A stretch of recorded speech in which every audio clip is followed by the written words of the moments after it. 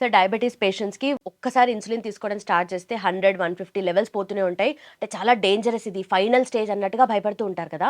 అలాంటి వాళ్ళకి nature మంత్రాలో food ద్వారా మీరెలా తగ్గిస్తారసలు? అంటే నేచర్ మంత్ర ముందు ఏం చేస్తుందంటే వాళ్ళు ఎవరైతే ఇన్సులిన్ ఎంతన్నా ఉండనియండమ్మా.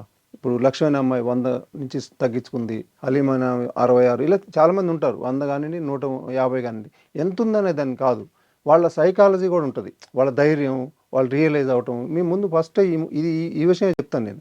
మీరు ఇవన్నీ పక్కన పెట్టేసేయాలి. మీకున్న అపోహలు గానీ, ఏవో చెప్తారు షుగర్ వస్తే తగ్గదు, ఇట్లాంటివి ఉంటాయి కదా! అవి పక్కన పెట్టండి. మీ గోల్ ఏం పెట్టుకుంటారు?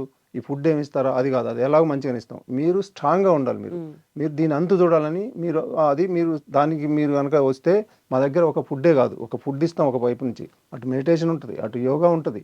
ఇన్ని ఇంక్లూడ్ చేసి ఉంటది ఇది. పొట్టిగా ఏదో ఒక యాంగిల్ వదిలిపెట్టడం ఉండదమ్మ. అంతే అంత పకడ్బందీగా నేచర్ మంత్రాన్ని పనిచేస్తుంది. ఆల్ యాంగిల్స్ నుంచి కూడా. వాళ్ళు దాంట్లోకి వచ్చేస్తారు ఆటోమేటిక్‌గా. 90% వస్తారమ్మ. ఈ చెప్పిన దాంట్లోకి వచ్చి కరెక్ట్‌గా ఫాలో అయితారు.